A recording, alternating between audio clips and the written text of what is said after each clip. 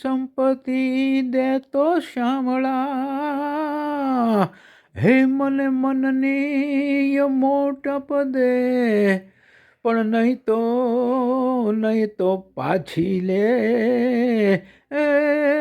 એ કારણ વગરની કાગડા. ખરેખર આ બે નીતિનો દુહો 200 નીતિની વાત કરી જાય છે.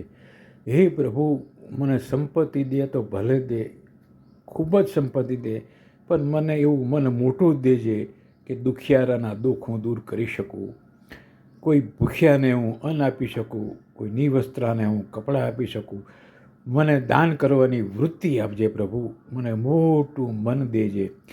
કારણ કે ભાલની અંદર રાયસિંહજી રાજા, ભાલ પરગલાનો નાનો એવો ઠાકોર સાહેબ પોતાના જે નાનામાં નાના કર્મચારી કાનજી ખવડ એમના ત્યાં કામ કરતો હતો, એની 2 દીકરીઓને સાહેબ લગ્ન વખતે કરિયાવરમાં પોતાનું આખું સાલિયાણું આપી દીધેલું.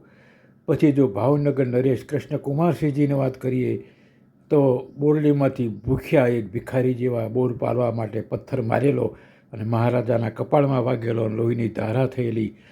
તો એણે બોલાવીને પૂછ્યું કે બોરડીએ તને શું આપ્યું? ખોબો બોર આપ્યા, અને હુકમ કર્યો કે આને ખોબો સોનામોર આપો. સાહેબ, આવી તો રજવાડાની ઘણી છુપી વાતો હશે, મને તમે જાણતા નહીં હોય, પણ કાગ બાપુનો આ દુહો સરસ મજાનો સંદેશ આપે છે કે મને સંપત્તિ આપ તો આ બધા ગુણો સાથે આપજો, નહીં તો પછી કોઈ પણ કારણ વગરની આવી સંપત્તિ મારે નથી જોઈતી. કાગ બાપુ ઘણું બધું આમાં કહી જાય છે. અસ્તુ, જય ભવાની, જય માતાજી, દાદા બાપુની જય.